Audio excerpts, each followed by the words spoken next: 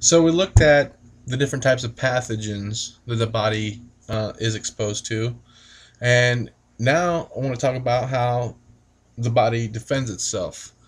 And I think this is a cool illustration, putting the body in terms of a castle.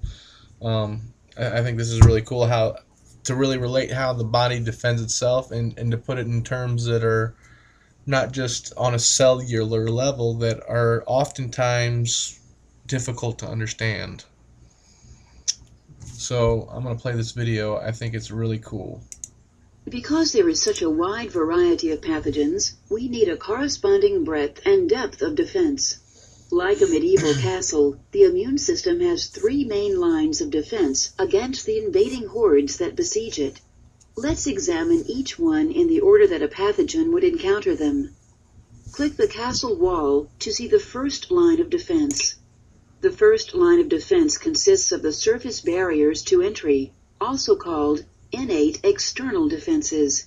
Like the walls of the castle, the skin and mucous membranes form this barrier. Like the moat surrounding the walls, many of the body's barriers are coated in secretions such as mucus and tears.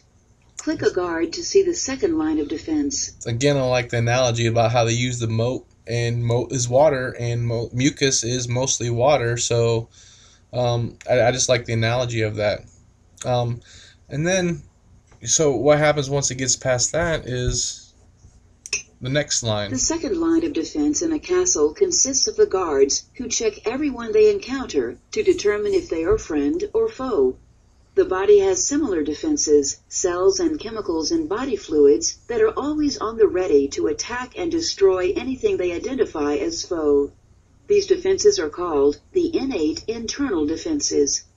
Click the army to see the third line of defense. Now, when things get really bad, this is where the cavalry's called in. The guards can also call on the third line of defense, the army. The body's armies are called the adaptive defenses. The adaptive defenses consist of two kinds of lymphocytes, B cells and T cells. It takes time to mobilize them and train them to fight an identified enemy.